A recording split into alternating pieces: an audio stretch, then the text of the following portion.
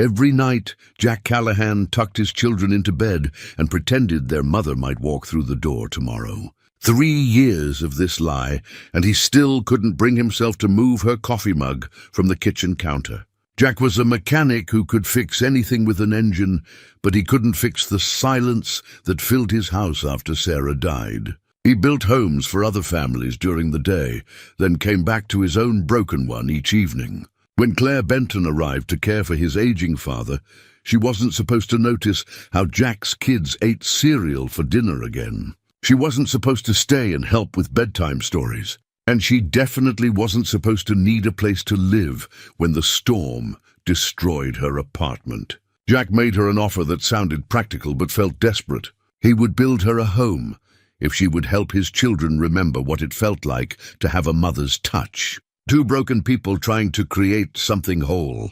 But what happens when building a life together means facing the pain they've both been running from? Before we jump back in, tell us where you're tuning in from, and if this story touches you, make sure you're subscribed because tomorrow I've saved something extra special for you. The toolbox had belonged to his grandfather first, then his father, and now it sat heavy in Jack's calloused hands every morning at 5:30. Worn leather handles smoothed by 3 generations of Callahan men, brass corners green with age, and tools inside that had built half the houses in Millbrook over the past 60 years. Jack ran his thumb over the brass nameplate, F. Callahan, Master Carpenter, before setting it in the back of his pickup, truck another day building. Other people's dreams while his own house fell, apart one dirty dish at a time. Millbrook stretched out before him in the early morning light.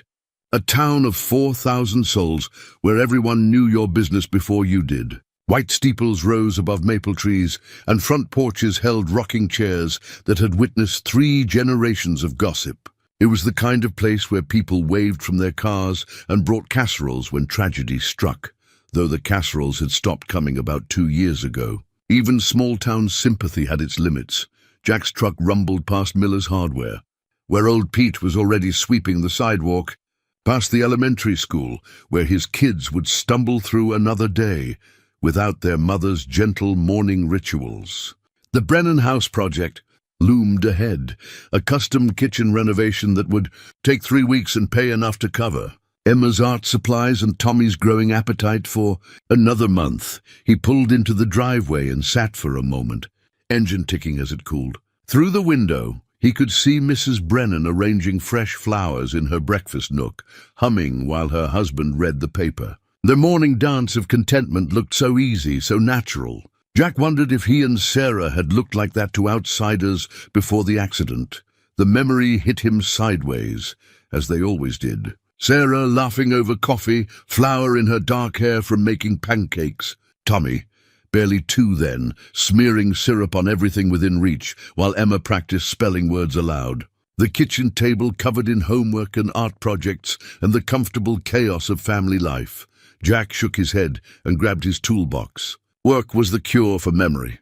Work kept his hands busy and his mind focused on measuring twice and cutting once, instead of all the ways he'd failed as a husband and father. Inside the Brennan house, he lost himself in the familiar rhythm of renovation, removing cabinet doors, disconnecting the old sink, carefully preserving what could be saved while gutting what had outlived its purpose. There was something deeply satisfying about taking apart something broken and rebuilding it stronger than before. By noon, his phone buzzed with the school's number. Mrs. Peterson's apologetic voice delivered the familiar news. Tommy had gotten into another fight at recess, and Emma had refused to participate in group reading again. Could he come in for a conference? Jack wiped sawdust from his hands and headed to Millbrook Elementary, where he'd become an unwelcome regular in the principal's office. The fluorescent lights hummed overhead as Mrs. Peterson explained, with the patience of someone who'd had this conversation too many times, that both children were struggling with behavioral issues that seemed to stem from their home situation.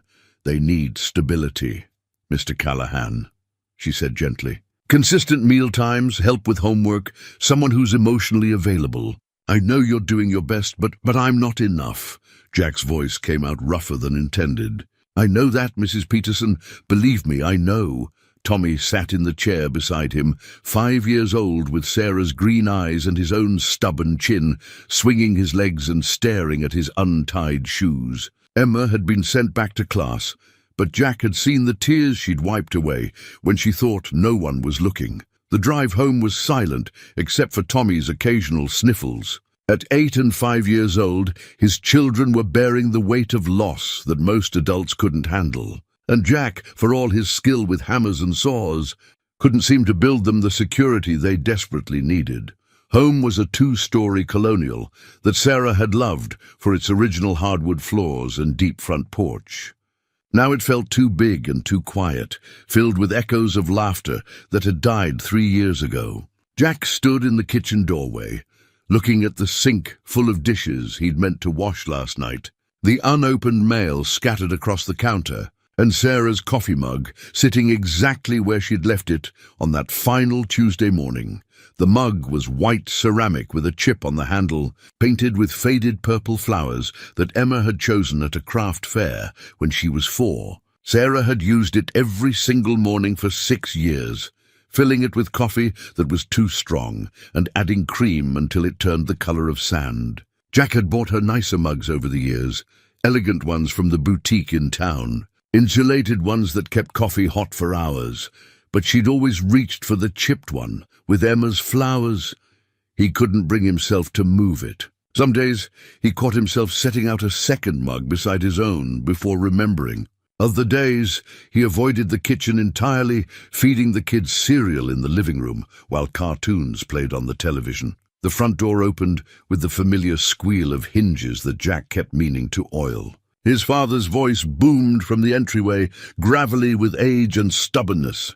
"Jackie, you here? This nurse lady wants to poke at me with her needles." Frank Callahan was 72 years old and built like the oak trees he'd spent 40 years cutting down before his back gave out. He'd moved in after Sarah's accident, claiming he wanted to help with the kids, but really coming because he couldn't bear to watch his son fall apart. The hip surgery 6 weeks ago had slowed him down, but it hadn't softened his opinions about medical professionals or anyone else who tried to tell him what to do. "In the kitchen, Dad," Jack called, quickly stacking dirty plates and shoving them into the sink.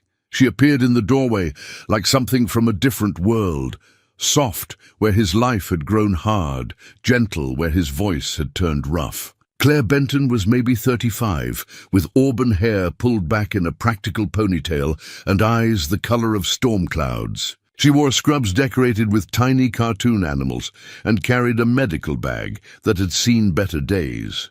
"Mr. Callahan." Her voice held the careful professionalism of someone who dealt with difficult patients regularly. "I'm Claire from Mercy Home Health Services. I'm here to check on your father's recovery." Frank appeared behind her, scowling.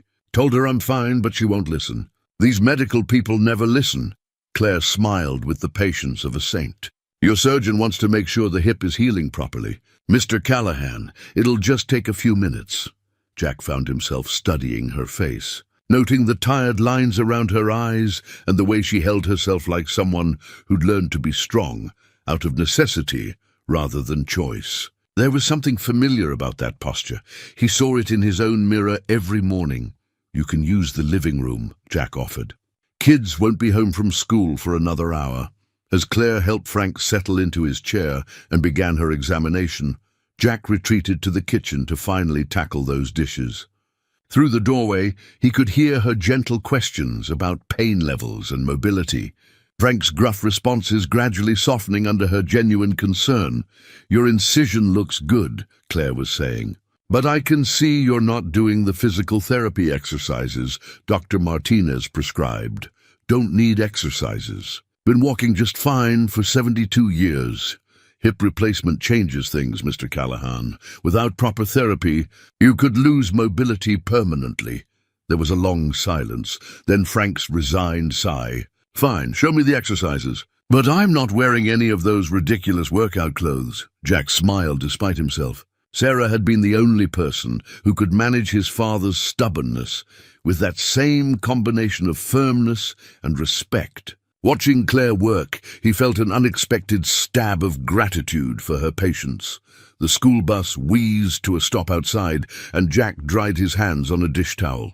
Emma came through the front door first, her backpack dragging behind her like a reluctant pet. At 8 years old, she had Sarah's delicate features, but Jack's serious brown eyes. Her dark hair was escaping from the braids Jack had attempted that morning, and there was a grass stain on her white school shirt. Tommy bounded in behind her, all energy and motion despite his earlier troubles. His blonde hair stuck up in 3 different directions, and his superhero backpack was already unzipped, spilling crayons and crumpled papers across the floor. "Daddy!" Tommy launched himself at Jack's legs with the full force of 5-year-old enthusiasm. "Mrs. Garcia says I can bring a picture of Mommy for show and tell tomorrow. Can I use the one from our fridge?" The question hit Jack in the chest like a physical blow. The photo Tommy meant was their last family picture, taken at Christmas 2 months before the accident. Sarah laughing with Tommy on her lap, Emma leaning against Jack's shoulder, all of them wearing matching red sweaters that Sarah had insisted on ordering online. "We'll see, buddy," Jack managed. Emma had stopped in the living room doorway, staring at Claire with the intense curiosity of a child who'd learned to be wary of new people. Claire looked up from adjusting Frank's leg position and smiled. "You must be Emma. Your grandfather has told me a lot about you. Did he tell you about my art?" Emma's voice was barely above a whisper, but there was hope in it that made Jack's throat tight. "He mentioned you're quite the artist. What do you like to draw?" "Houses," Emma said, stepping closer. "I draw houses for people who need them." Claire's smile warmed. "That sounds like a very kind thing to do." Tommy, who had never met a stranger, immediately inserted himself into the conversation. "I'm Tommy and I'm 5, and I can tie my shoes, but I forgot to do it today. Are you going to help Grandpa Frank walk better?" "That's the plan," Claire said, her attention fully focused on him in a way that made Tommy beam. "What do you think? Should we make him do exercises every day?" "Yes," Tommy declared. "And he should eat vegetables too, because that makes you strong," Frank snorted. Out of the mouths of babes, Jack watched this interaction with a growing sense of unease. It had been so long since an adult had spoken to his children with genuine interest and warmth. So long since someone had made Emma smile or encouraged Tommy's endless questions without seeming exhausted by them. Claire finished her examination and began packing her equipment. "I'll need to come back twice a week for the next month," she told Frank. "Tuesday and Friday afternoons work best with my schedule. If that's acceptable, long as you don't expect me to enjoy it," Frank muttered. But there was no real complaint in his voice. As Claire prepared to leave, Emma tugged on her scrub top. "Miss Claire, would you like to see my pictures? I drew one of a house with a big garden where people could grow flowers." Jack started to intervene. The woman had work to do, but Claire was already kneeling to Emma's level. "I would love to see your drawings. Maybe next time I come to visit your grandfather?" Emma nodded eagerly, and Jack felt that familiar stab of guilt. When was the last time he'd looked at Emma's art with real attention instead of tired distraction? After Claire left, the house seemed to settle back into its usual quiet chaos. Jack attempted dinner, grilled cheese sandwiches that were burned on one, side and raw in the middle, while Emma practiced, spelling words at the kitchen table, and Tommy built elaborate towers with blocks that he could knock down with dramatic sound effects. At bedtime, Jack went through the familiar routine of helping Tommy brush his teeth, reminding Emma to put her books away, and reading one story that somehow stretched into 3 because Tommy kept asking questions, and Emma kept finding just one more illustration to examine. As he tucked Tommy into bed, his youngest son looked up at him with Sarah's green eyes and asked the question that broke Jack's heart every single night.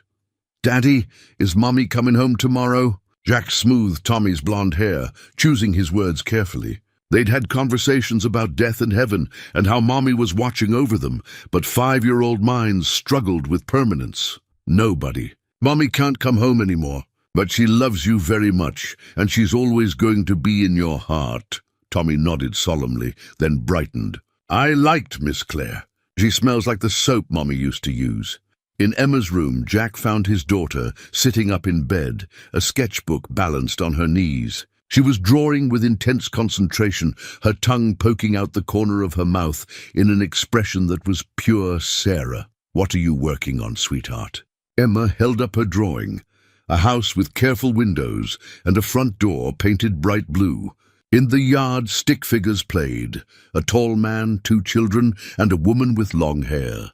"It's our house," Emma said quietly. "But with someone to help take care of us." Jack felt his chest tighten.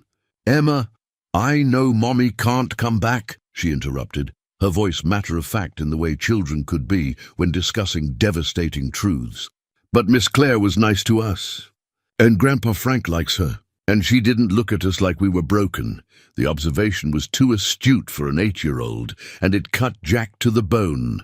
Is that how his children saw themselves, broken? Is that how others saw them? He sat on the edge of Emma's bed and pulled her close. She smelled like strawberry shampoo and childhood, warm and precious in his arms. "We're not broken, sweetheart. We're just sad sometimes." "Sad for a very long time," Emma corrected softly. Later, after both children were asleep, Jack sat on his front porch with a beer and listened to the sounds of evening in Millbrook. Dogs barking in the distance, the hum of air conditioners, the faint music from the high school football field where they were practicing for Friday's game. Frank joined him, moving carefully but independently down the porch steps to settle in Sarah's old rocking chair.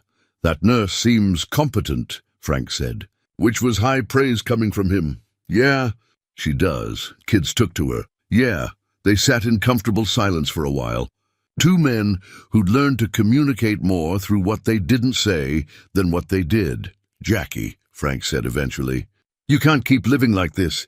Jack took a long pull of his beer. "Like what?" "Like you're waiting for something that's never going to happen. Like you're afraid to move forward because it means leaving Sarah behind."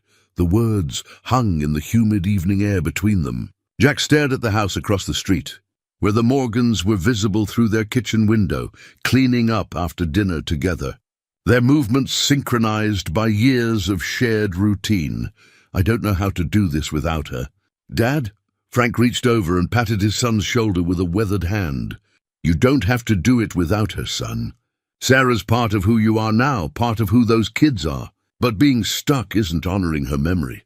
It's just making everyone miserable." That night, Jack lay in his empty bed, staring at the ceiling and thinking about Claire Benton's gentle patience with his father, her genuine interest in Emma's art, the way Tommy had lit up under her attention. He thought about his children's desperate need for stability and care that he couldn't seem to provide, no matter how hard he tried, and he thought about Sarah's coffee mug, sitting on the kitchen counter like a shrine to the past, keeping him tethered to grief instead of allowing him to build something new. Outside, the wind was picking up, rattling the windows and promising rain.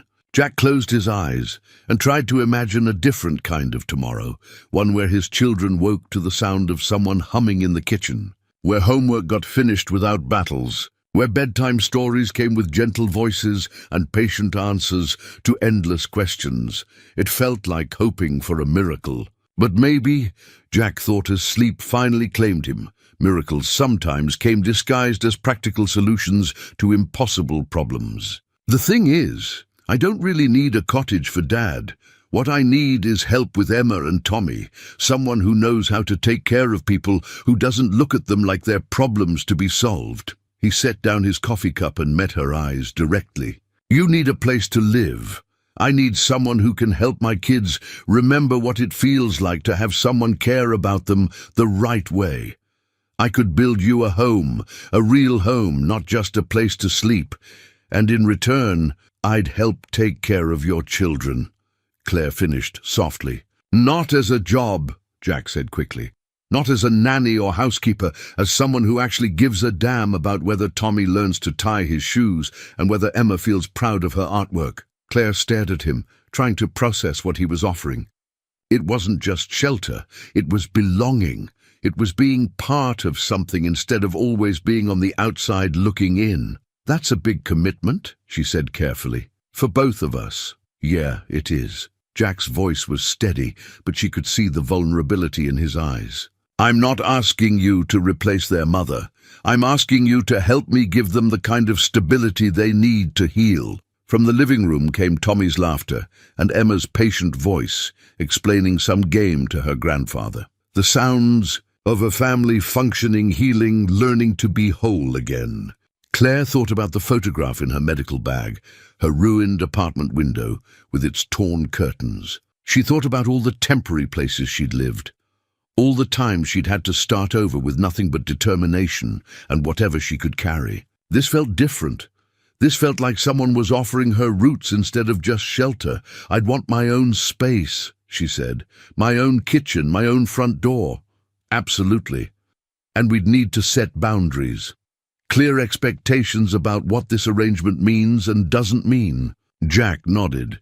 "We're both adults who've been hurt. We both know this isn't about romance or fairy tales. It's about building something practical that works for everyone." Claire looked around the kitchen, at Sarah's coffee mug still sitting on the counter, at the children's artwork taped to the refrigerator, at the family calendar covered in Jack's careful handwriting marking school events and doctor appointments. She thought about Emma's shy smile and Tommy's boundless energy.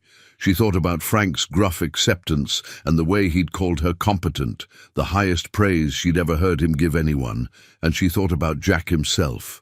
This man, who built homes for other people but couldn't seem to fix his own broken heart. "Okay," she said quietly, "let's try." The handshake they shared across the kitchen table felt like the first solid ground Claire had stood on in years. Claire's first morning in the Callahan house began at 5:15 with the sound of Jack's alarm echoing through the thin walls. She lay in the guest room bed, listening to his careful movements, shower running, coffee brewing, the soft murmur of him checking on the children before leaving for work. By the time she emerged from her room, dressed in scrubs and ready for her first home visit of the day, Jack had already gone. But he'd left evidence of his consideration. A fresh pot of coffee, a bowl of fruit on the counter, and a note in his careful handwriting saying the kids usually woke around 6:30 and that Emma preferred her hair braided for school. Frank was already awake, sitting in his recliner with the morning news and a cup of coffee that looked strong enough to dissolve metal. "Sleep okay?" he asked without looking away from the weather forecast. "Better than expected," Claire admitted. The guest room bed was comfortable, and the house had a settled quiet that spoke of years of family life. Jackie left early for the Morrison job. "Big deck replacement that's got to be done before their daughter's wedding next weekend." Claire nodded, checking her schedule. She had 4 patient visits today, scattered across 3 counties.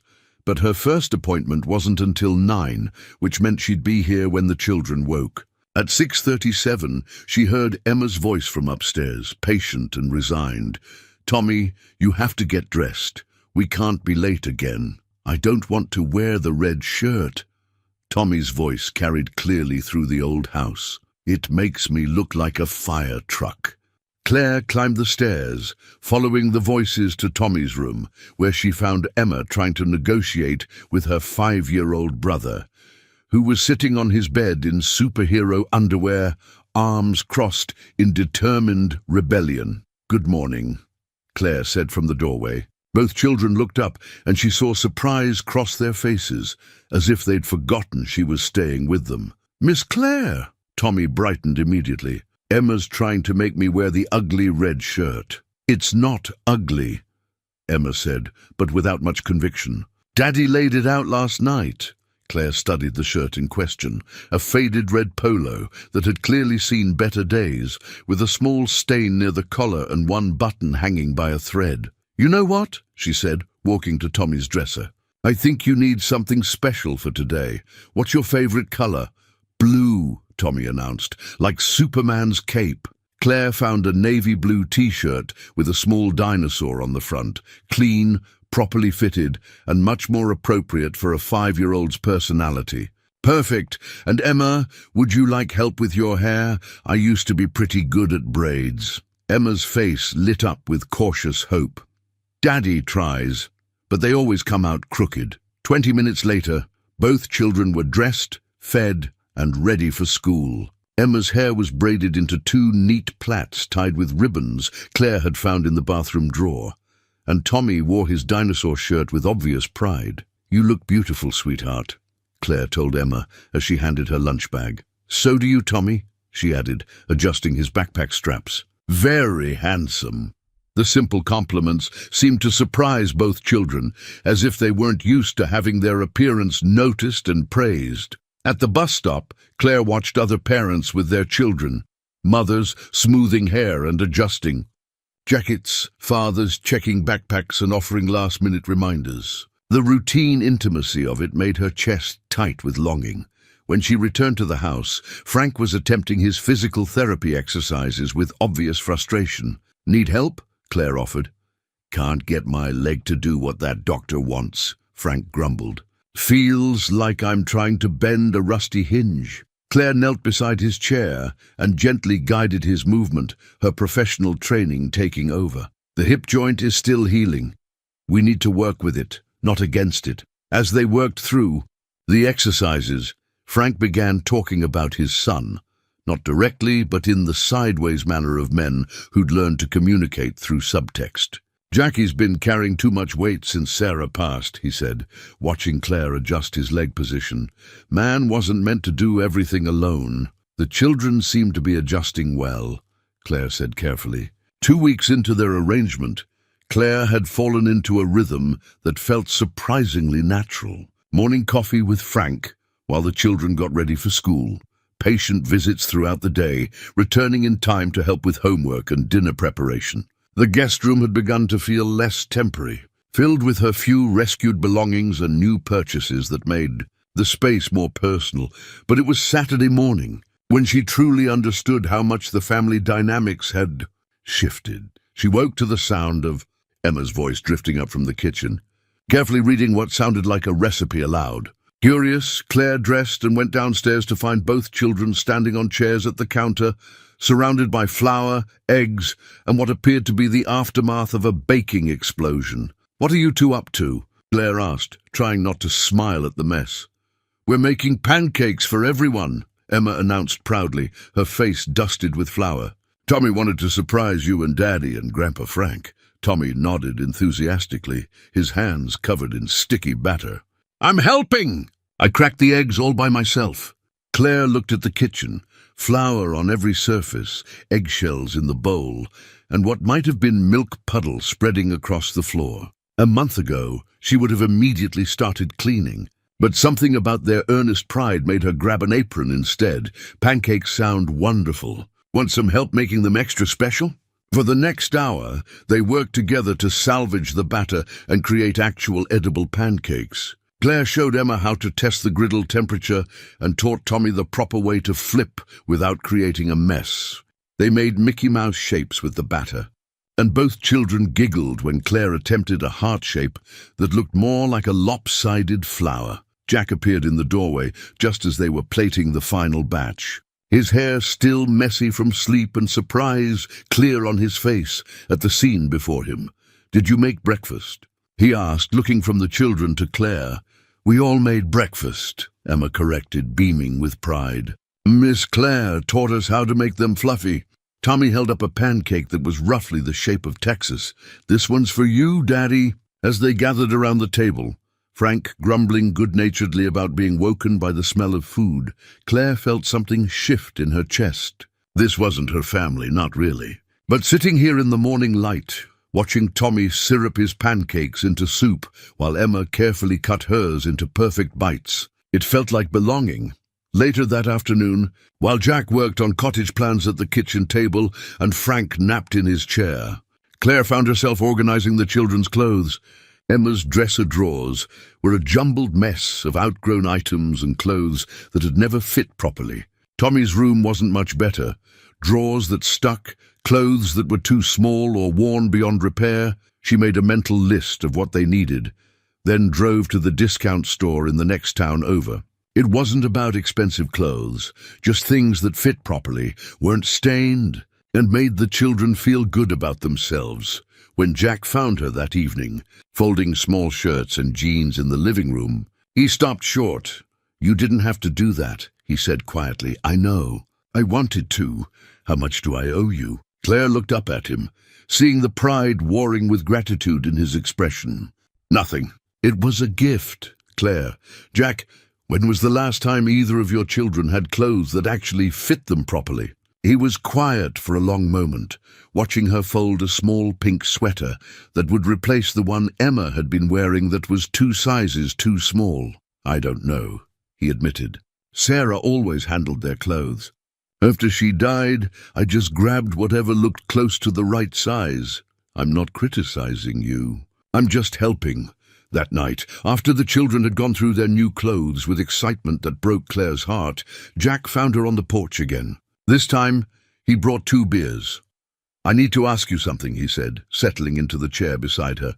Claire waited, sensing this was important. Are you sure about this arrangement? Because Emma's getting attached to you. Really attached. And Tommy's started asking me if you're going to be his new mom. The words hung between them in the warm evening air. Claire had noticed it too. The way Emma sought her approval, the way Tommy automatically reached for her hand when they crossed the street. What did you tell him? The truth. That you're someone who cares about our family and you're going to live nearby and help take care of him and Emma. And what did he say? Jack smiled ruefully. He said that sounded like what moms do. Claire felt her chest tighten. Jack, I would never intentionally. I know. But I need to know you're committed to this. Because if you change your mind in 6 months or a year, it's going to destroy them. The honesty in his voice made Claire look at him more carefully. In the porch light, she could see the exhaustion he carried, the weight of single parenthood that had aged him beyond his 34 years. I'm committed, she said quietly, to them and to this arrangement, even though it's not what you planned for your life. Claire thought about that.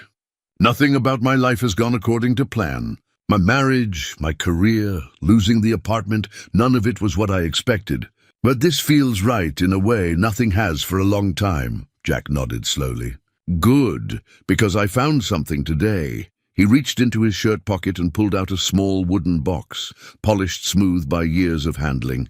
Claire recognized it immediately as the recipe box she'd seen in the kitchen cabinet, the one she'd been carefully avoiding.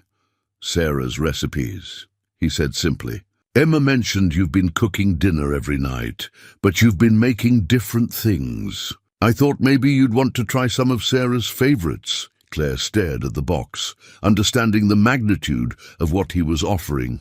This wasn't just recipes.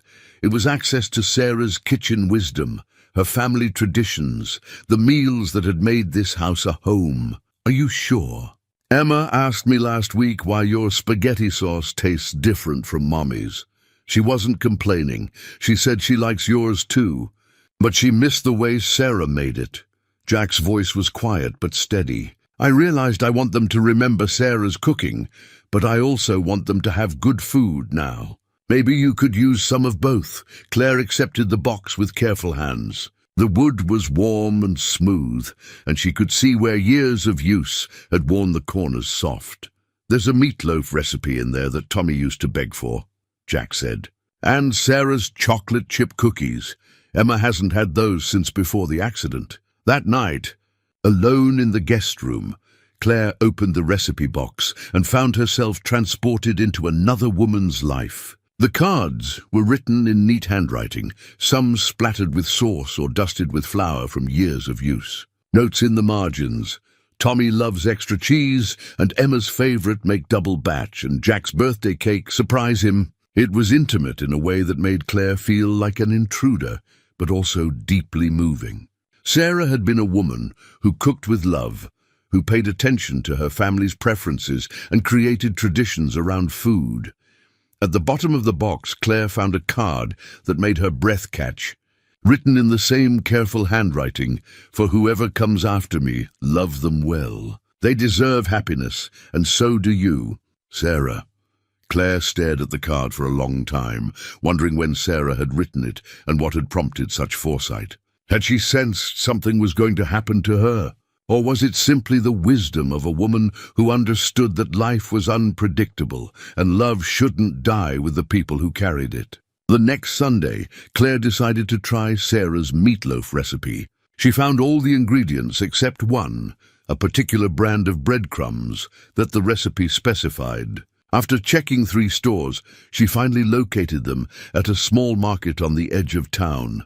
The preparation was more complex than Claire's usual cooking, with specific instructions about mixing techniques and baking temperatures. But as the smell filled the kitchen, she could see recognition on the children's faces. "That smells like Mommy's cooking," Tommy said softly. Standing on his chair to peer into the oven, Emma appeared at Claire's elbow, breathing deeply. "It smells exactly like hers." When Jack came in from working on cottage plans, he stopped in the kitchen doorway with an expression Claire couldn't read. "Sarah's meatloaf," he said. "I hope that's okay." "I found the recipe in the box and I thought, it's perfect," Jack interrupted, his voice rough.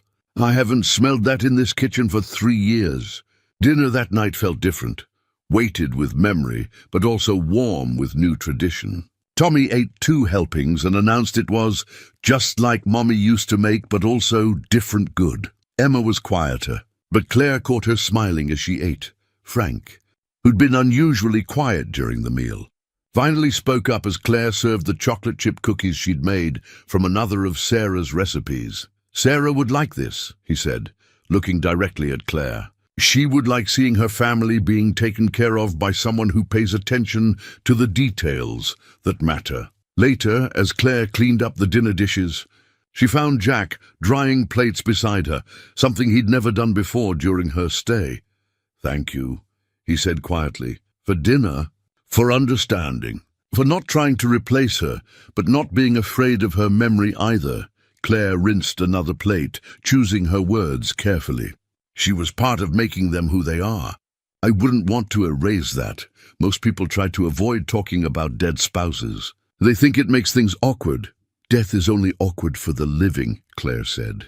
"For Emma and Tommy, Sarah isn't awkward. She's just absent." Jack stopped drying, looking at her with something that might have been the beginning of deeper understanding. "You're going to be good for us," he said finally. Claire smiled, feeling the truth of it settle into her bones. "I think you're going to be good for me too." Outside, evening was settling over Millbrook, and through the kitchen window, Claire could see fireflies beginning to blink in the yard. In a few weeks, her cottage would be started, and this temporary arrangement would take on a more permanent shape. But looking around the kitchen, at Sarah's recipe cards now sharing space with her own shopping lists, at the children's artwork on the refrigerator, at Jack's tools neatly arranged on the counter where he'd been working on cottage plans, Claire realized she was already home.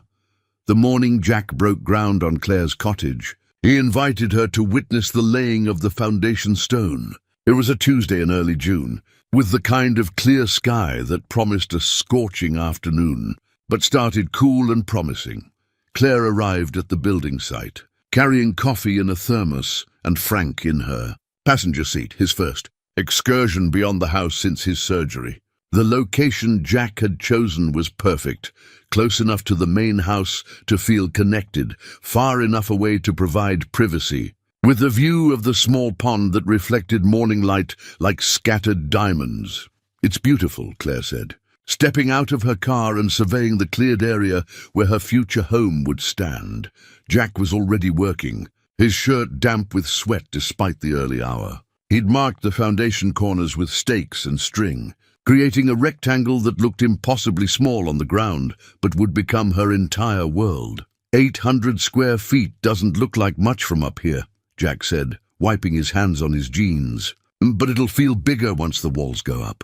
Frank hobbled to a nearby stump and settled himself as if preparing for a show. "Your grandfather built our first house on a foundation half this size," he told Jack. "Raised 3 kids in it too." Emma and Tommy had insisted on coming to watch, despite the early hour. They ran around the perimeter of the marked foundation, Emma stopping to examine wildflowers, while Tommy collected interesting rocks. "Miss Claire," Emma called, "will your house have a garden?" "I hope so," Claire replied. "Would you help me plan what to plant?" Emma's face lit up with the kind of pure joy that came from being needed for something important.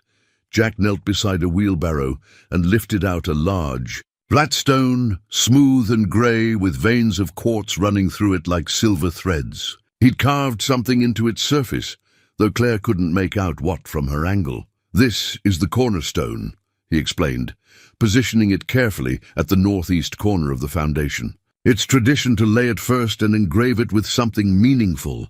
Claire moved closer and saw what he'd carved. CB and JC, June 15th, built on hope. The inscription took her breath away. It was simple, practical, but it acknowledged that this wasn't just construction. It was two people building something together, based on faith in an uncertain future. It's perfect, she said softly. Jack used a level to ensure the stone was positioned exactly right, then began mixing mortar to set it permanently. Emma and Tommy watched with fascination as he worked, asking questions about why stones needed to be level and what mortar was made of. "Can I help?" Emma asked. Jack showed her how to smooth the mortar around the stone's edges, guiding her small hands with his work-roughened ones. Tommy demanded his turn, resulting in more mortar on his shirt than around the stone. But Jack was patient with both children, watching them work together. Claire felt something shift in her understanding of this family. Jack wasn't just a grieving widower struggling to raise his children alone. He was a man who built things to last, who took time to teach his children, who thought about tradition and meaning even in practical tasks. "There," Jack said, stepping back to examine their work. "That stone will be there long after we're all gone. Will my house last that long?" Emma asked seriously. "If it's built right," Jack replied, "and if the people who live in it take care of it." Over the following weeks, Claire watched her cottage take shape with growing excitement and occasional terror. Foundation walls rose from the ground, followed by floor joists and subflooring. Jack worked on it every evening after his regular jobs, sometimes by the light of work lamps when daylight faded. Emma appointed herself the official cottage inspector, arriving at the site each afternoon with her sketchbook to document the progress. She drew detailed pictures of each stage of construction, creating an inadvertent record of how something beautiful grew from careful planning and daily effort. Tommy was less interested in the building process, but fascinated by Jack's tools. Under careful supervision, he learned to use a small hammer and was assigned the important job of collecting stray nails. His enthusiasm was infectious, though his attention span meant he often wandered off to chase butterflies or collect more interesting rocks. "You're good with them," Claire told Jack one evening as they watched Emma measure window openings with her own small tape measure while Tommy helped by holding the other end. But as Claire walked through the rooms, all she could think about was how quiet they felt. No sounds of children laughing or arguing upstairs. No Frank grumbling about the news from his recliner. No Jack moving around in the kitchen, making coffee before dawn. Tommy had made her a crayon drawing as a housewarming gift, their family of 4 stick figures standing in front of both houses, connected by a rainbow that arched between the buildings. The drawing was tucked into her medical bag, but she'd memorized every detail. Daddy, tall and smiling, Grandpa Frank with his walking stick, Emma with carefully drawn braids, Tommy with spiky yellow hair, and herself labeled Mama Claire in Tommy's careful kindergarten letters. The Mama Claire designation had appeared gradually over the summer, despite her and Jack's attempts to maintain proper boundaries. It started when Tommy scraped his knee and ran to her instead of Jack for comfort. Then when Emma had a nightmare and called for her through the thin walls. By July, both children used it naturally, and Claire had stopped correcting them because it felt like fighting against the tide.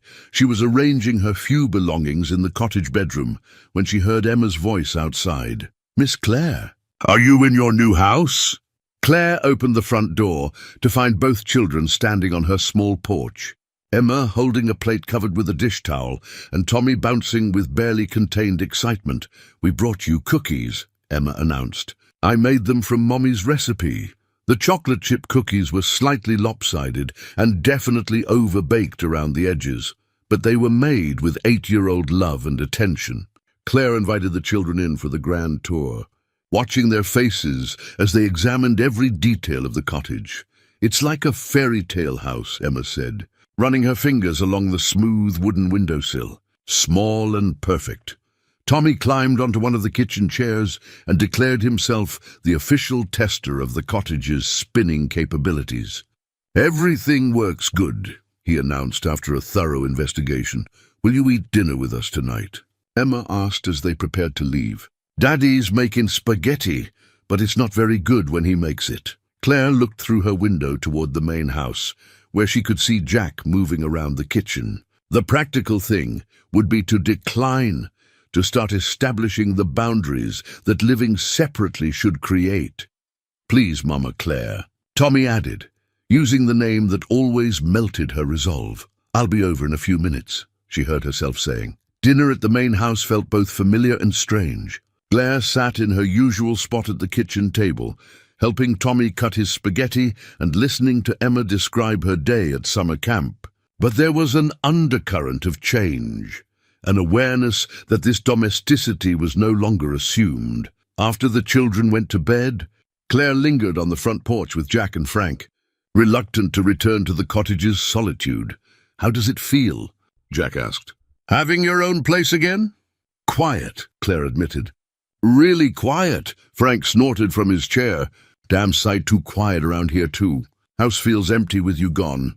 Jack shot his father a look, but didn't contradict him. The next morning, Claire woke in her cottage bedroom to complete silence. No sounds of Jack's morning routine, no children's voices drifting through the walls. She lay in bed longer than necessary, staring at the ceiling and trying to convince herself that this independence was what she'd wanted. She drove to her first patient visit of the day, thinking about boundaries and appropriate distance. Mrs. Henderson, her Tuesday morning regular, was recovering from knee replacement surgery and always eager for conversation. "You look tired." "Dear," Mrs. Henderson observed as Claire checked her incision site, "just adjusting to a new living situation." "Oh, did you move?" Claire found herself explaining the whole arrangement, the storm, the cottage, the family she'd become part of and then stepped away from. Mrs. Henderson listened with the keen attention of someone who'd lived long enough to recognize love when she heard it, even when the person describing it couldn't see it clearly. "Sounds to me like you've got yourself in a muddle," Mrs. Henderson said when Claire finished. "Question is, what are you going to do about it?" "I don't know what you mean. Child, I've been married 47 years. I know what it sounds like when someone's talking about their family. And I know what it sounds like when someone's trying to convince themselves they don't want what they obviously want." That afternoon, Claire returned to the main house to find chaos. Tommy was crying in the kitchen while Jack attempted to clean what appeared to be chocolate syrup out of his hair. Emma was nowhere to be seen. "What happened?" Claire asked, immediately moving to help with Tommy's sticky situation. "Emma had a meltdown about her art project," Jack explained, looking frazzled. "Tommy tried to help by adding chocolate syrup to her paint water." Emma screamed at him. He started crying, and she ran upstairs and slammed her door. Claire gently worked the syrup out of Tommy's hair, while he sobbed about not meaning to ruin Emma's picture. "You were trying to help," she said soothingly. "Sometimes help doesn't work out the way we planned. But your heart was in the right place." Once Tommy was clean and calmed down, Claire went upstairs to find Emma. The little girl was lying face down on her bed, her shoulders shaking with quiet sobs. "Emma, sweetheart, what's wrong?" "Everything," Emma said without lifting her head. "The art project is stupid and Tommy ruined it. And you don't live with us anymore and nothing is the same." Claire sat on the edge of Emma's bed, her heart breaking at the pain in the child's voice. "Tell me about the art project. It's for summer camp. We're supposed to draw our family and write about what makes us special." Emma finally sat up, her face blotchy from crying. "But I don't know what to draw, because I don't know what our family looks like anymore." Claire looked at Emma's art supplies scattered across her desk, papers covered with false starts, crayons broken from frustrated pressure. "What do you mean?" "Before, when you lived with us, I knew what our family was. It was me and Tommy and Daddy and Grandpa Frank and you. But now you have your own house, and I don't know if you're still part of our family or if you're just someone who helps us sometimes." The honest confusion in Emma's voice made Claire realize how unclear their new arrangement must be from a child's perspective. "Emma, moving to the cottage doesn't mean I stopped caring about you and Tommy, but it's different. You don't make breakfast with us anymore. You don't read bedtime stories. You don't live here? No, I don't live here. But I'm still part of your life. But not part of our family. The statement hung between them, and Claire realized Emma had identified the central problem with surgical precision. They'd created a family dynamic, then tried to step back from it without defining what remained. That evening, after helping Emma restart her art project with a new approach, Claire found Jack working in his garage. He was building something with intense focus, the kind of project that served as therapy more than necessity. Emma's art project got me thinking, Claire said, leaning against the workbench. Jack looked up from the piece he was sanding. About what? About how confusing this must be for them. One day I'm part of their daily life. The next I'm the lady in the cottage nearby, who sometimes comes for dinner. I know. I've been thinking about it too. Have you regretted building the cottage? Jack set down his sandpaper and looked at her directly.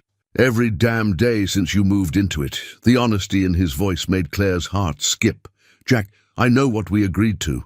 I know this was supposed to give us both space to figure things out without pressure. But all it's done is make me realize how much I don't want space from you. We barely know each other outside of this crisis situation. I know you hum while you fold laundry. I know you save the last bite of dessert for whoever looks like they want it most. I know you check the locks on all the doors before you go to bed, and you always leave a light on in the hallway in case one of the kids needs something.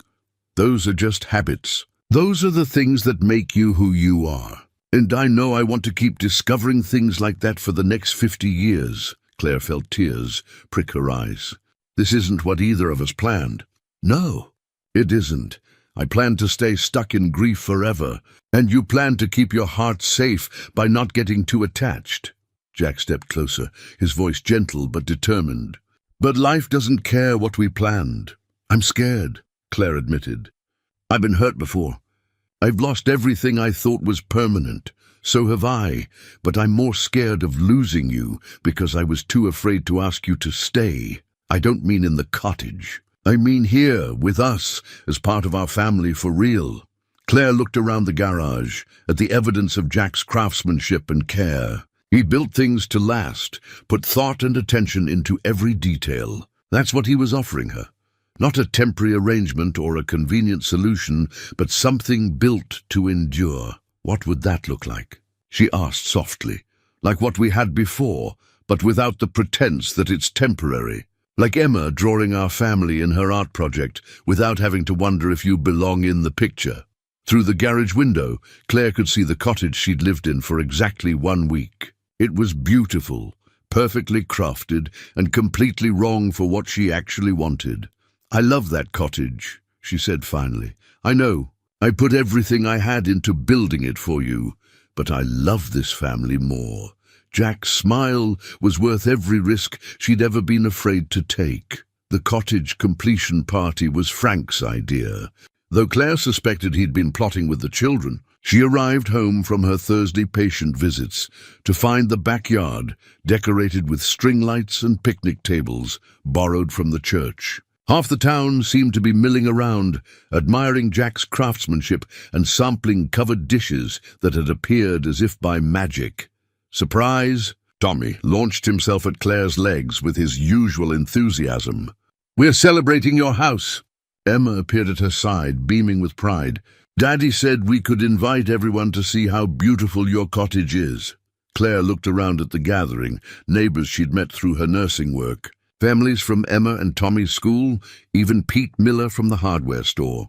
It felt like the kind of community celebration that small towns did best, welcoming and warm, and completely overwhelming. Jack appeared at her elbow, looking slightly sheepish. Dad thought you deserved a proper housewarming. I tried to talk him out of it, but you know better than to argue with Frank Callahan when he's made up his mind, Claire finished, smiling despite her surprise. The evening was everything a small-town gathering should be. Children ran through the yard playing tag, while adults admired the cottage and praised Jack's work. Claire found herself giving impromptu tours, pointing out Emma's color choices and Tommy's mailbox contribution. The pride in their voices when they explained their roles in the building process made her chest tight with affection. As the sun began to set, Claire stood on her cottage porch, accepting congratulations and feeling genuinely touched by the community's warmth. She was chatting with Mrs. Peterson from the school when she noticed a car she didn't recognize pulling into the driveway. A woman emerged from the sedan, tall, elegant, with perfectly styled blonde hair and clothes that spoke of city sophistication. She moved through the crowd with purposeful steps, her eyes scanning the faces until they landed on Claire. Something cold settled in Claire's stomach as the woman approached. There was something familiar about her bearing, something that reminded Claire uncomfortably of Sarah's photograph on Jack's mantel. "Excuse me," the woman said, her voice cultured and carefully controlled. "I'm looking for Jack Callahan. He's around here somewhere," Claire replied carefully. "I'm Claire Benton. Can I help you with something?" The woman's smile was sharp as glass. "Margaret Whitman. I'm Sarah's sister." The words hit Claire like a physical blow. Sarah's sister. The children's aunt, whom Jack had mentioned occasionally, but who'd never visited in the months Claire had been living here. "It's nice to meet you," Claire managed, though everything about Margaret Whitman's presence felt like a threat she couldn't yet identify. "I'm sure it is." Margaret's eyes swept over the cottage, the party, the scene of domestic contentment. "I have to say, I'm surprised by what I found here." Before Claire could ask what she meant, Jack appeared at her side. His face went carefully blank when he saw Margaret, the kind of expression people wore when preparing for unpleasant conversations. "Margaret, I didn't know you were coming, obviously." Margaret's gaze flicked between Jack and Claire with obvious disapproval. "I thought it was time I checked on my niece and nephew. Make sure they're being properly cared for." The words carried an implication that made Claire's skin crawl, but Jack's response was measured and calm. "Emma and Tommy are doing well. They're around here somewhere if you'd like to see them." "Oh, I intend to see them. In fact, I intend to see quite a lot of them." Margaret reached into her expensive handbag and pulled out an envelope, which she handed to Jack with ceremony that suggested she'd been looking forward to this moment. "What's this?" Jack asked, though his expression suggested he already suspected. "Custody papers. I'm petitioning the court for full guardianship of Emma and Tommy." The party continued around them, but Claire felt the world narrow to this single moment of devastating clarity. Margaret had been planning this, watching from a distance, waiting for the right moment to strike. "On what grounds?" Jack's voice was deadly quiet. "On the grounds that you're living in an immoral situation that's harmful to the children's development." Margaret's smile was triumphant. A single father cohabitating with an unmarried woman, exposing minor children to an inappropriate relationship. "The court takes these matters very seriously." Claire felt sick. It's not, please. I've been watching. I know she's been living in your house, playing house with your children, pretending to be their mother." Margaret's voice rose just enough to carry to nearby conversations, causing heads to turn in their direction. Frank appeared beside them, his face thunderous. "What the hell is this about?" "Hello, Frank. I'm ensuring my sister's children are raised in a proper environment, not exposed to whatever this situation represents." Emma and Tommy had noticed the commotion and were approaching with curiosity, turning to concern as they picked up on the adult tension. "Aunt Margaret," Emma said uncertainly. She remembered her mother's sister, but barely. Margaret had visited rarely, and always briefly. Margaret's expression softened when she looked at the children, becoming the concerned relative rather than the attacking adversary. "Hello, darling. My, how you've grown." She knelt to Emma's level, her voice gentle and loving. "I've missed you so much. Both of you." Tommy hung back, uncertain. But Emma stepped forward for the hug Margaret offered. "I've come to take you home with me," Margaret continued, her voice carrying to the adults, watching with growing alarm. "To give you a proper home where you'll be safe and cared for appropriately." "But this is our home," Tommy said, confusion clear in his voice. "I know it seems that way, sweetheart. But Uncle David and I can give you things your father can't. A stable home, proper supervision, educational opportunities. Claire watched the scene with growing horror, seeing how Margaret's words were designed to sound loving while systematically undermining everything they'd built together. "I don't want to leave," Emma said quietly. "I want to stay with Daddy and Mama Claire."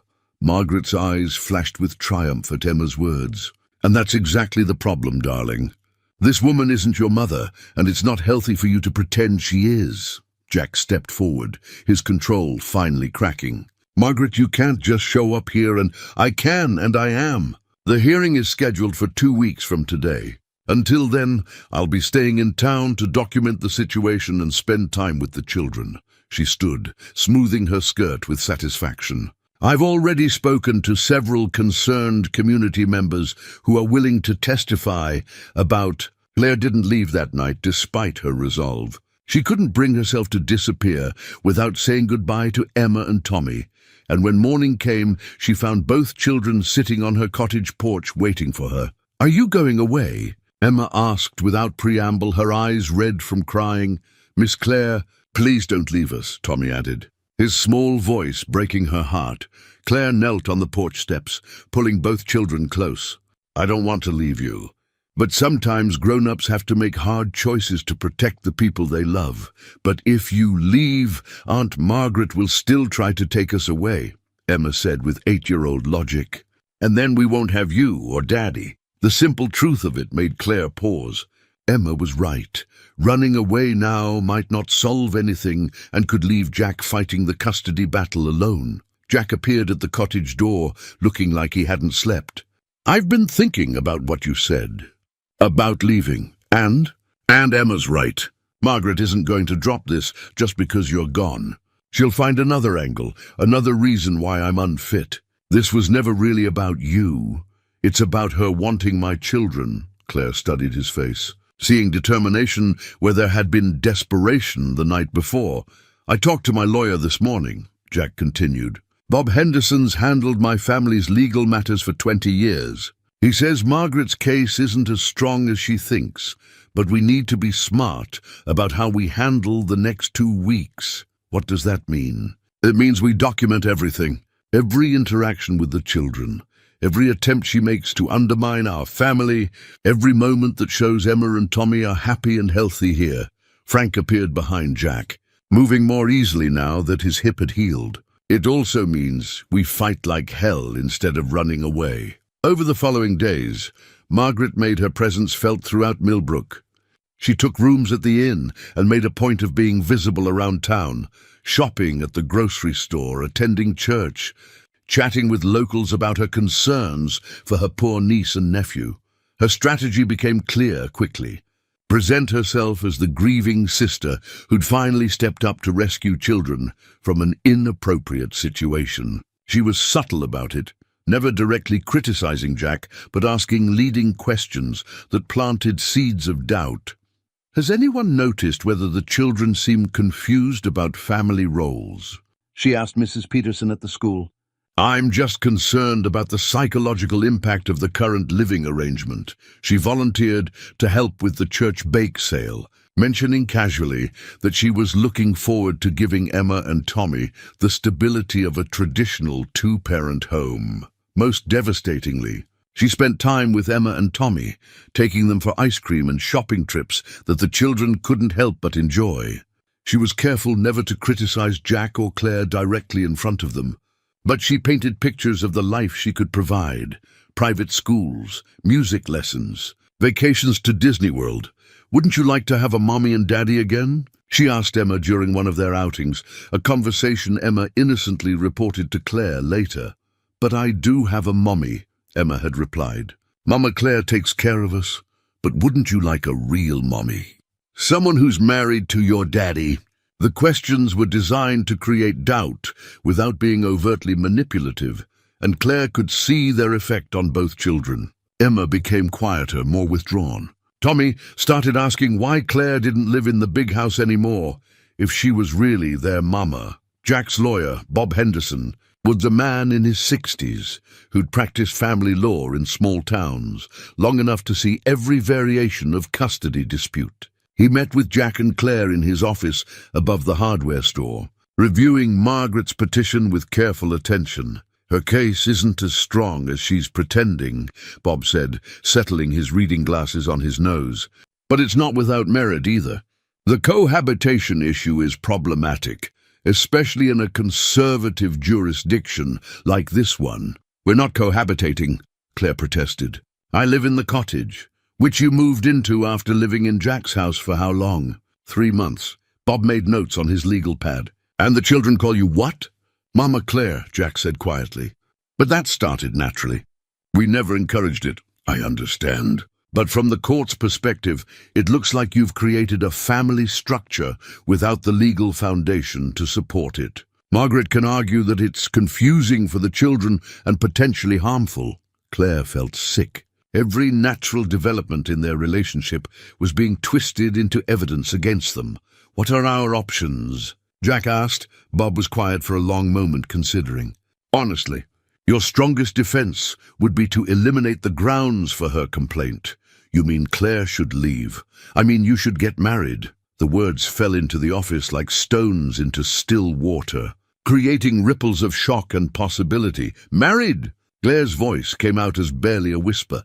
"It's the most effective way to legitimize your relationship and eliminate Margaret's primary argument. A stable, married couple raising children together is much harder to challenge in court." Jack looked at Claire, his expression unreadable. "Bob, could you give us a moment?"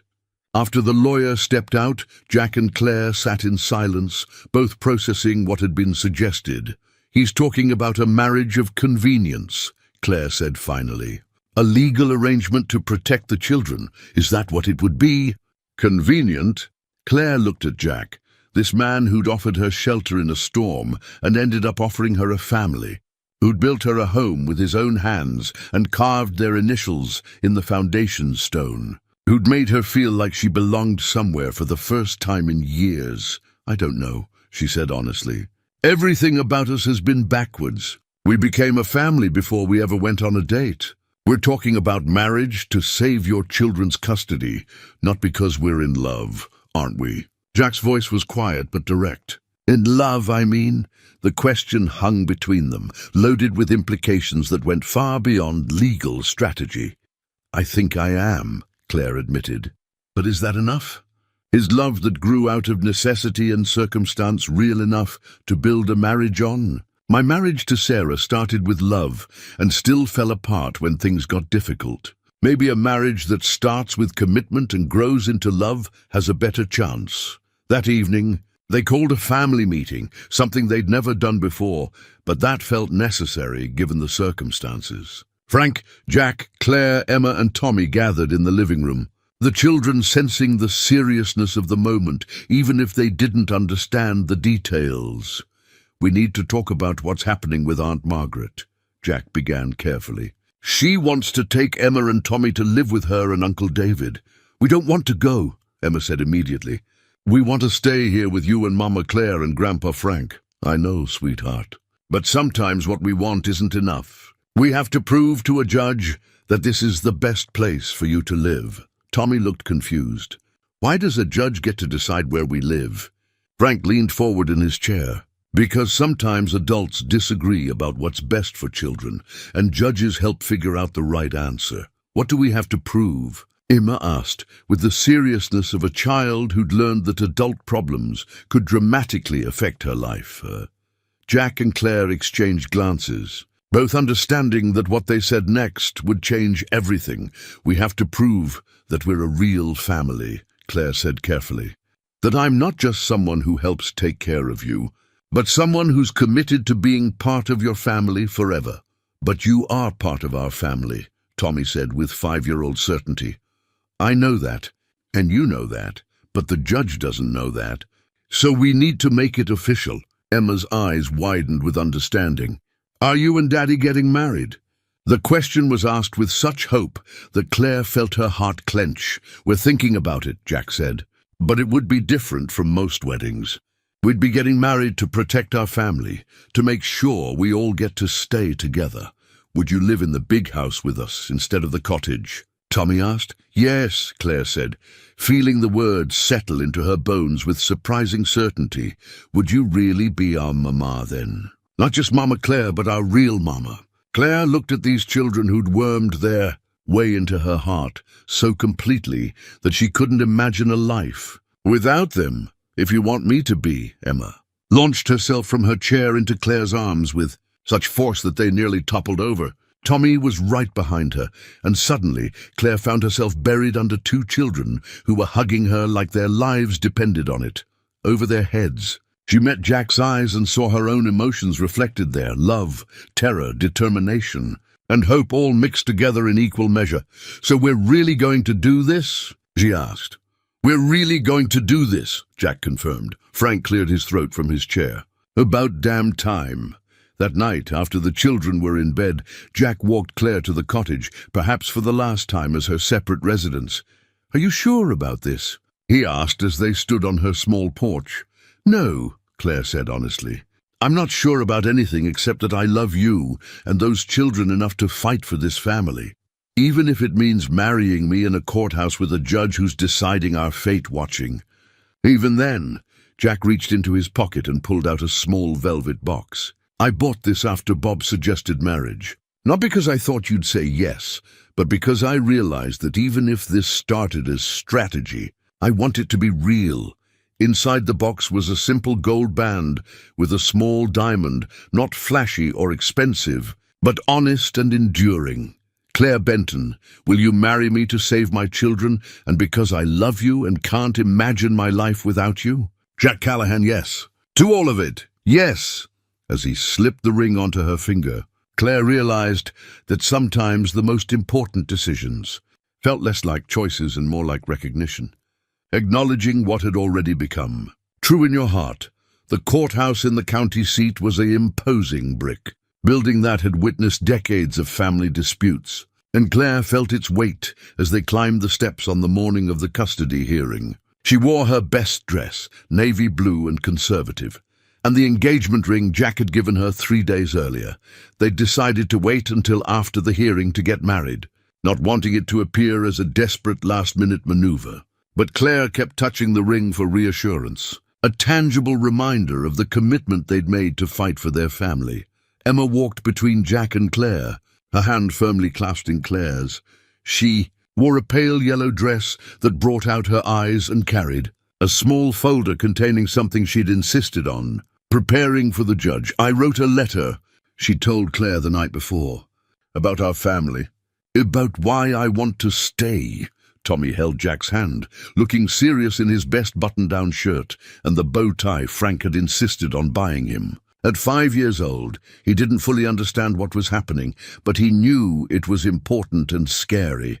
Frank walked beside them, his cane tapping steadily on the courthouse steps. His presence was both moral support and strategic. Grandparents' rights added weight to Jack's case, and Frank's 40 years in the community carried influence that Margaret, as an outsider, couldn't match.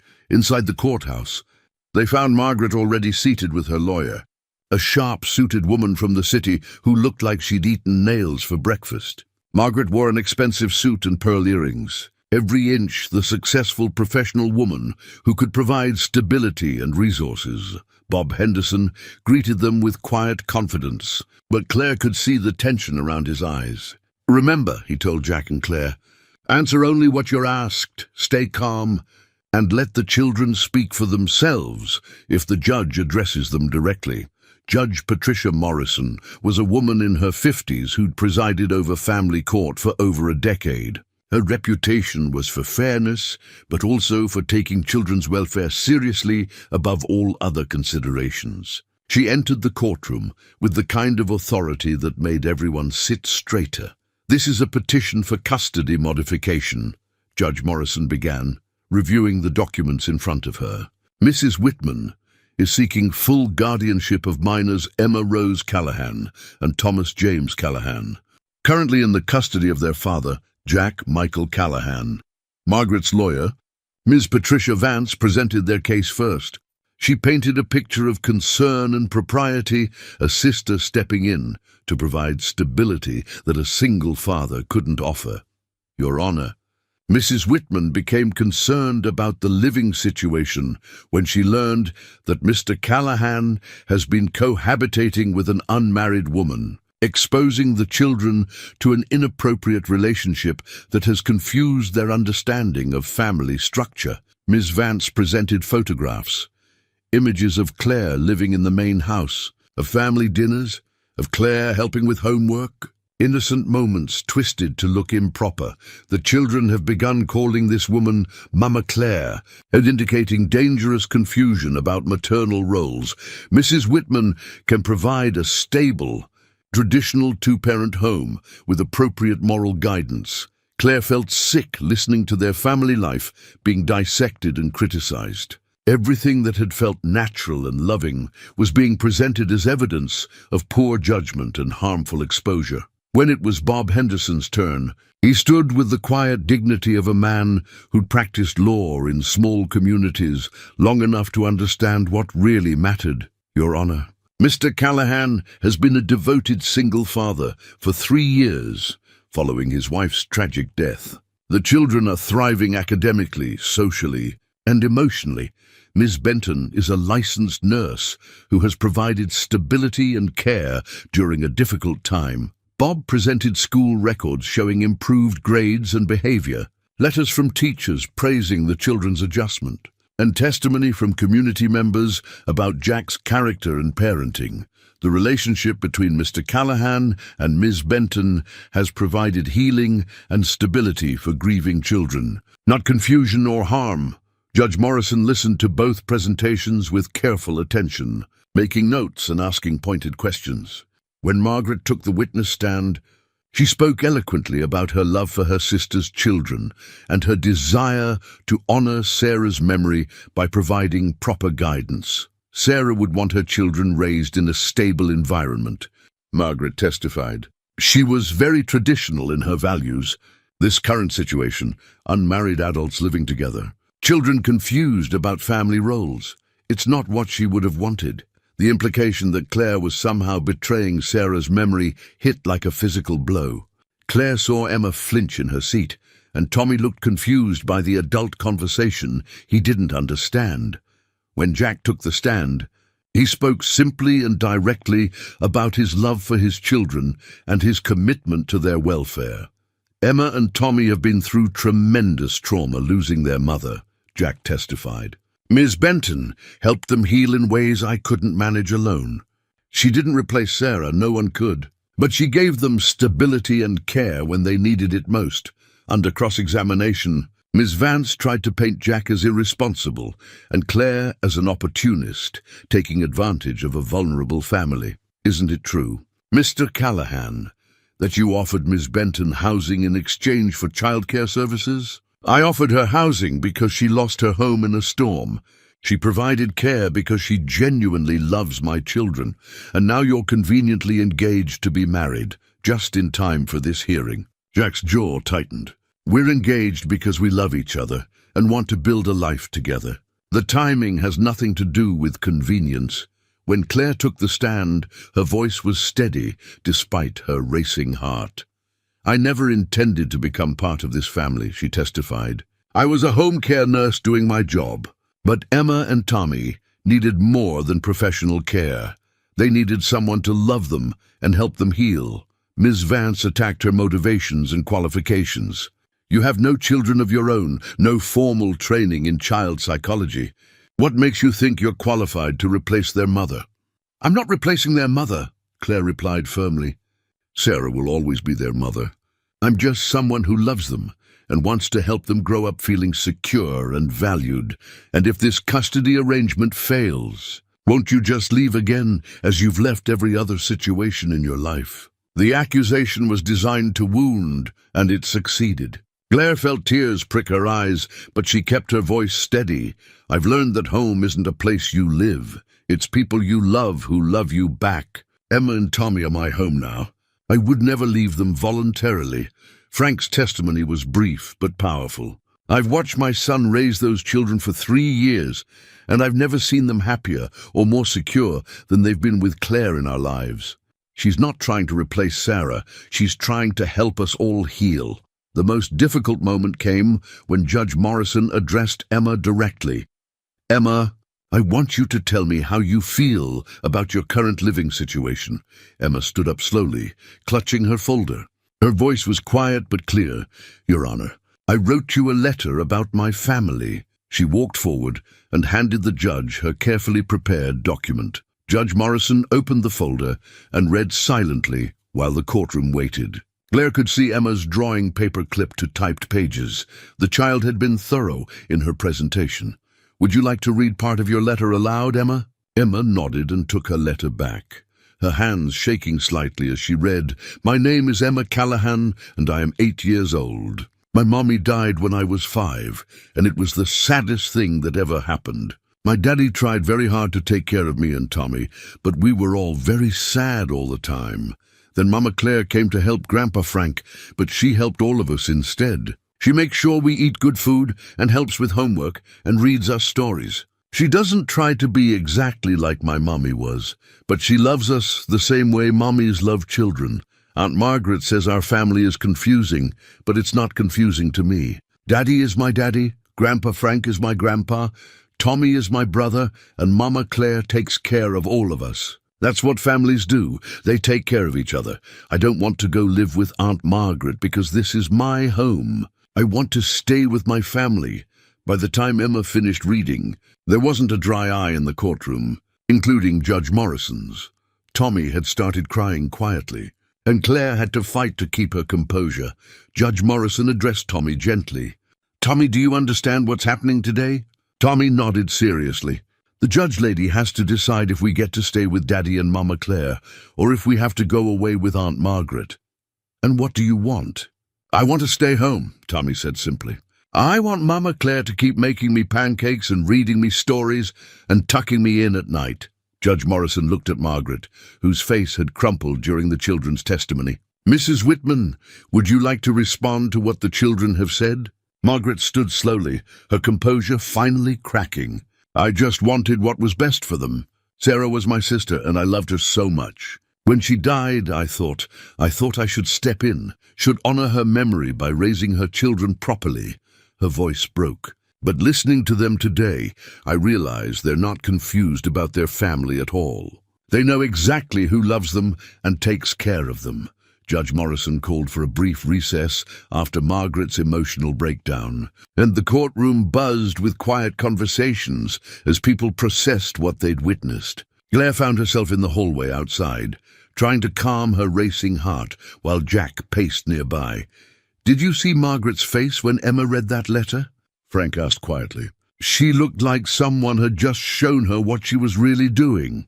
Emma and Tommy sat on a bench with Bob Henderson, who was explaining in child-friendly terms what would happen next. Emma kept glancing toward the courtroom doors, where Margaret had disappeared with her lawyer, her 8-year-old mind trying to process the adult emotions she'd witnessed.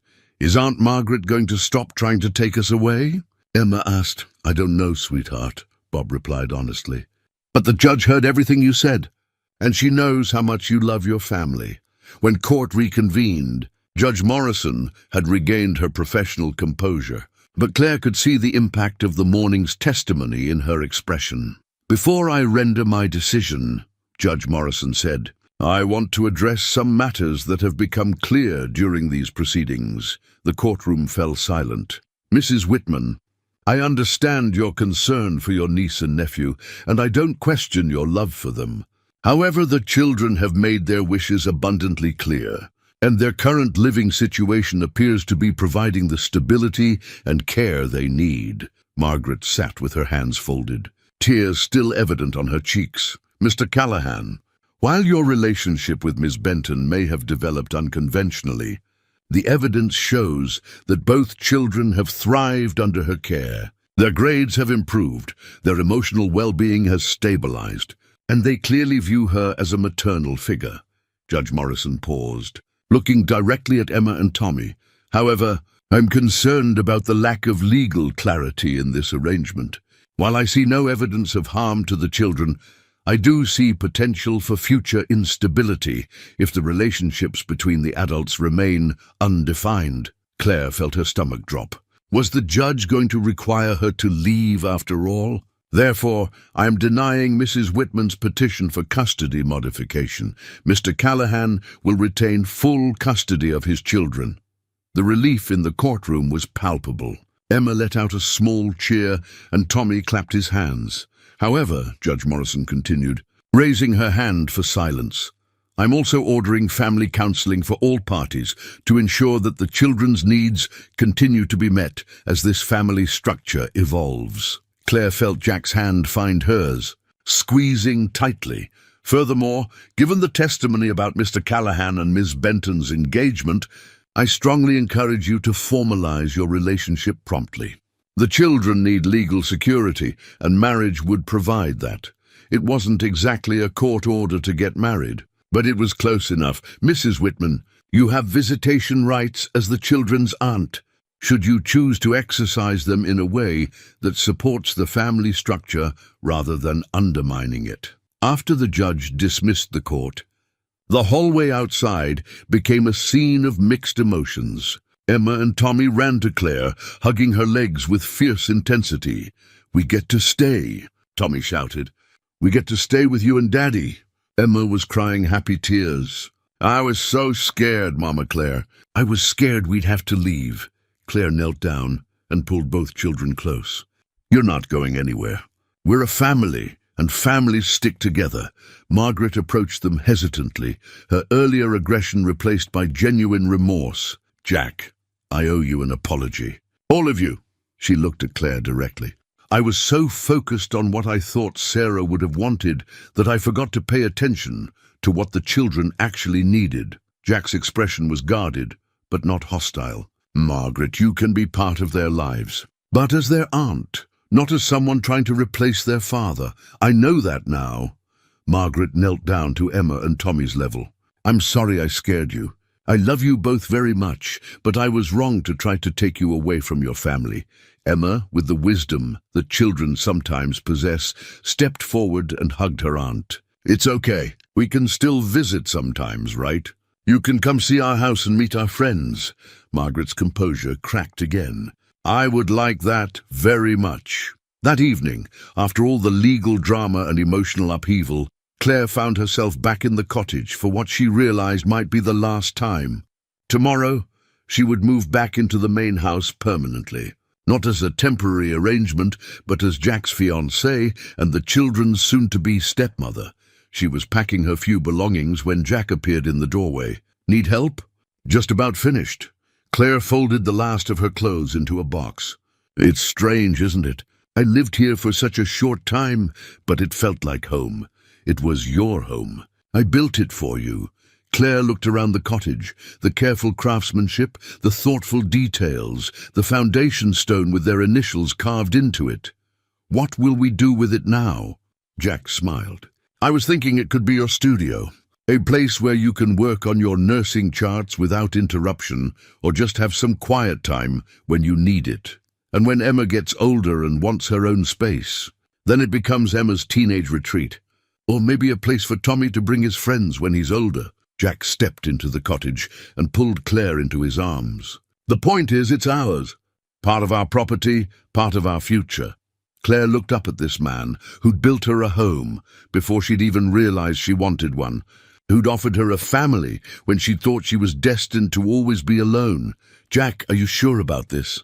About marrying me?" Today proved how quickly everything can change, how complicated family can get. "Today proved how much I love you and those kids," Jack replied firmly. "When I thought we might lose them, all I could think about was how empty our lives would be without them. And when I thought you might leave to protect them, I realized that losing you would be almost as devastating." "Almost?" Claire teased. "Well, you're slightly less likely to put maple syrup on everything and ask for piggyback rides." Claire laughed, feeling the tension of the day finally beginning to ease. "So when do we do this? When do we make it official?" Jack reached into his pocket and pulled out a small piece of paper. "I got the marriage license this afternoon while you were packing. We can get married as soon as we want." "How soon is as soon as we want?" "Tomorrow, if you're ready." "The kids are ready? They've been planning the ceremony since we told them we were engaged?" Emma has very specific ideas about flowers, and Tommy wants to be the ring bearer. Claire thought about everything that had brought them to this moment, the storm that destroyed her apartment, the practical arrangement that became love, the custody battle that forced them to acknowledge what they'd built together. Tomorrow sounds perfect, Jack kissed her then, gentle and sure, tasting like promise and new beginnings. There's one more thing, he said when they broke apart. I found something today in Sarah's things. I think you should have it. He handed her a small box that Claire recognized as Sarah's jewelry box. Inside was a simple gold chain with a small locket. She wrote a note with it, Jack said, pulling out a piece of paper in Sarah's handwriting.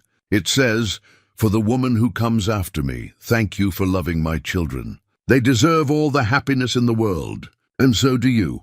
Claire stared at the locket, overwhelmed by the generosity of a woman she'd never met, but whose memory had shaped so much of their journey. She knew, Claire whispered. Somehow she knew. Sarah always believed in love finding a way, Jack said. Even when life gets complicated and nothing goes according to plan. Claire fastened the locket around her neck, feeling the weight of Sarah's blessing and the lightness of new possibilities. So we're really doing this. Marriage, family, forever. We're really doing this, Jack confirmed, as they walked back to the main house together. Claire looked up at the windows glowing with warm light. Knowing that Emma and Tommy were probably inside planning their wedding ceremony, with Frank's amused supervision. Tomorrow, she would officially become part of this family that had chosen her as much as she'd chosen them. But tonight, she was already home. 6 months later, Claire stood in the kitchen of what was now officially her home, watching snow fall outside the windows while she prepared dinner. Sarah's coffee mug still sat on the counter, but now it held fresh flowers that Emma had picked from the greenhouse Jack had built as a wedding gift. 2 mugs sat beside it, matching cups that Jack and Claire used for their morning coffee, a daily ritual that had evolved naturally into one of their favorite parts of each day. The cottage had indeed become Claire's studio, a place where she worked on patient charts and Emma practiced her art. Tommy had claimed one corner for his rock collection, which had grown to impressive proportions and required frequent cataloguing. "Mama Claire, can you help me with my math homework?" Emma called from the kitchen table, where she was surrounded by textbooks and papers. "Of course, sweetheart." Claire wiped her hands on her apron, one of Sarah's that she'd started wearing because it felt like carrying on a tradition rather than replacing one. Emma was working on fractions again, but with much more confidence than she'd had a year ago. Claire watched her daughter, the word still gave her a small thrill every time she thought it, work through the problems with determination and pride. "I got it," Emma announced, holding up her completed worksheet. "Look, I did all of them." "Beautiful work," Claire said, dropping a kiss on Emma's head. "Your mom would be so proud." Emma had learned to talk about both her mothers naturally. Sarah, who had given birth to her and loved her first, and Claire, who loved her now and helped her with homework and braided her hair each morning. The front door opened with its familiar squeal. Jack had never gotten around to fixing those hinges, claiming he liked the warning system, and Tommy burst in with his usual energy. "Mama Claire." "Daddy's teaching me how to use the level," Tommy announced, covered in sawdust and beaming with pride. "I helped measure the new shelves for Emma's art supplies."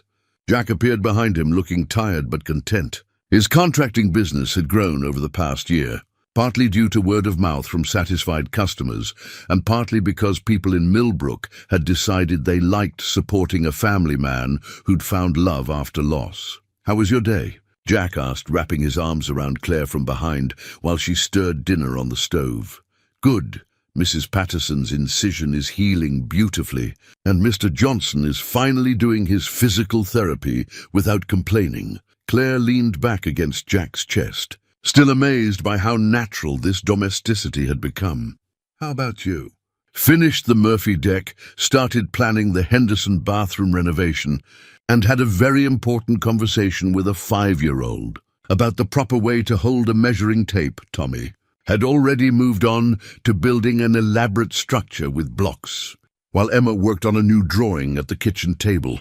The sounds of normal family life, chatter, questions, the occasional minor dispute about whose turn it was to feed the dog they'd adopted 3 months ago, filled the house with warmth. Frank appeared from the living room, moving more slowly these days, but with obvious contentment.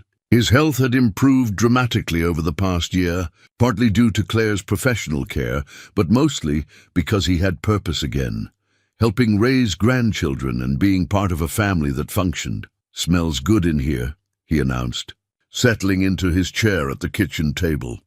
"Emma, show me that drawing you've been working on." Emma held up her latest creation, a detailed picture of their house with all the additions and improvements Jack had made over the year. The cottage was visible in the background, connected to the main house by the garden path they'd built together in the spring. "It's our family house," Emma explained. "See, there's the workshop where Daddy teaches me carpentry. And there's Mama Claire's cottage where she works. And there's the garden, where we grow vegetables for dinner." The drawing showed stick figures of their family, but they were more sophisticated now.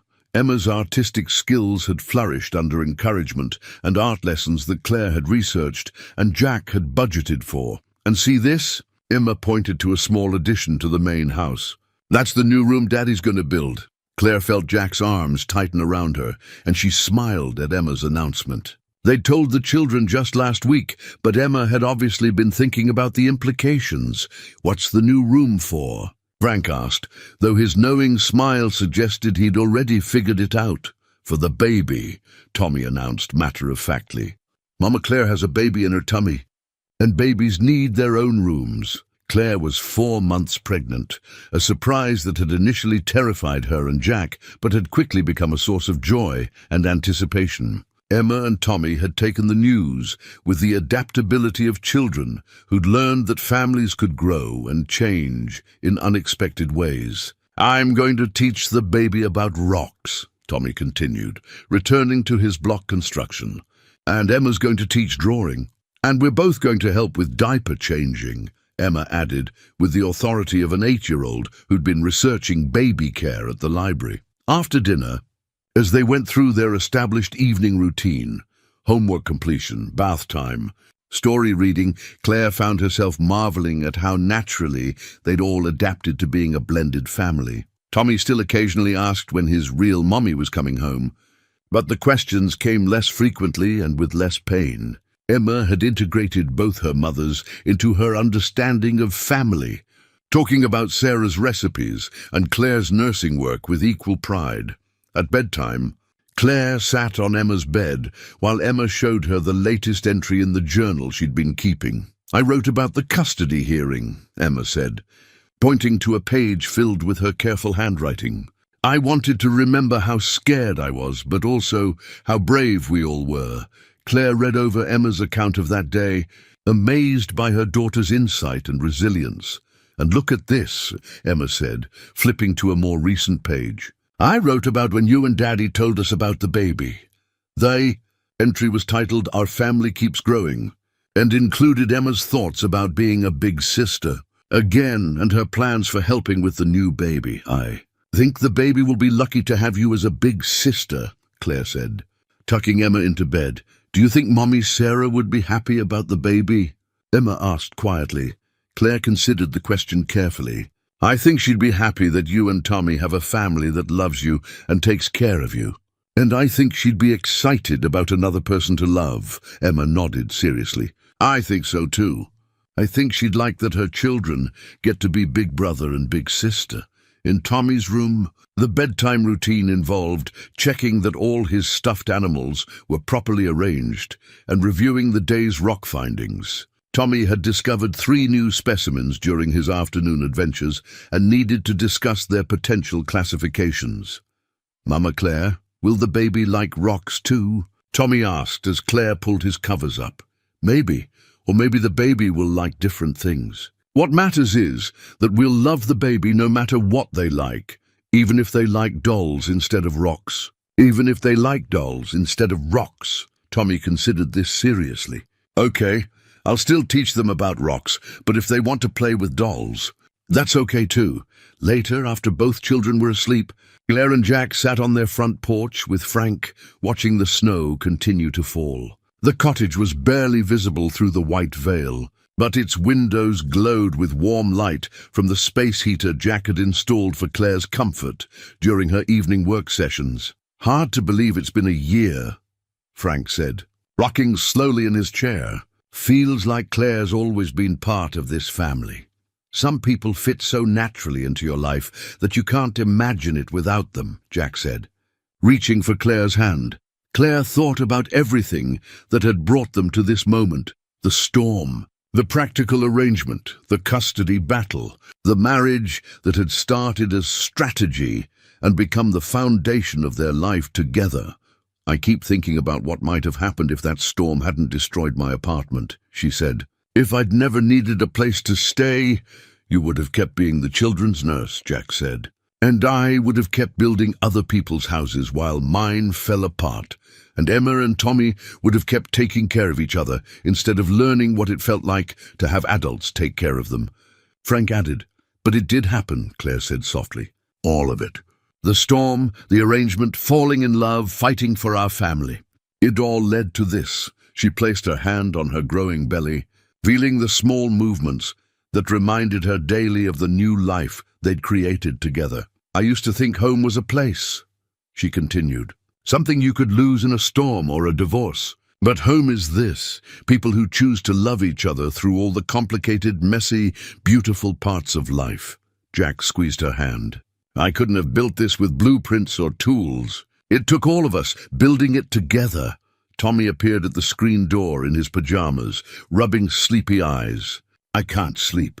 The snow is too bright." Claire rose to take him back to bed. But Tommy climbed into Jack's lap instead, settling against his father's chest with the trust of a child who'd never doubted his place in the world. "Tell me the story about how Mama Claire came to live with us," Tommy requested. A bedtime story that had become one of his favorites.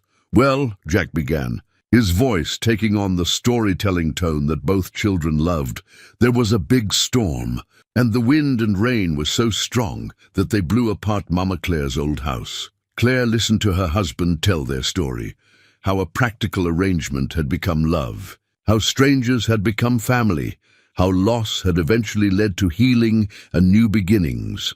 As Jack's voice wove their history into the kind of story that would be told and retold in their family for generations, Claire looked out at the snow-covered yard where Emma and Tommy played every day, at the cottage that represented new possibilities, at the house that had become their haven. In the distance, church bells chimed midnight, marking the end of one day and the beginning of another. Claire thought about the children sleeping upstairs, about the baby growing inside her, about the man beside her who'd built her a home before either of them realized they were building a life together. Some love stories began with lightning strikes and fairy tale moments. Theirs had begun with coffee mugs and homework help, with small kindnesses that accumulated into something unshakable.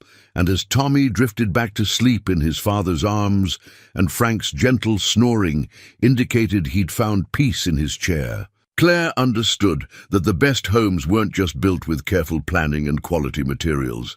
They were built with patience, compromise, forgiveness, and the daily choice to love each other through whatever storms might come.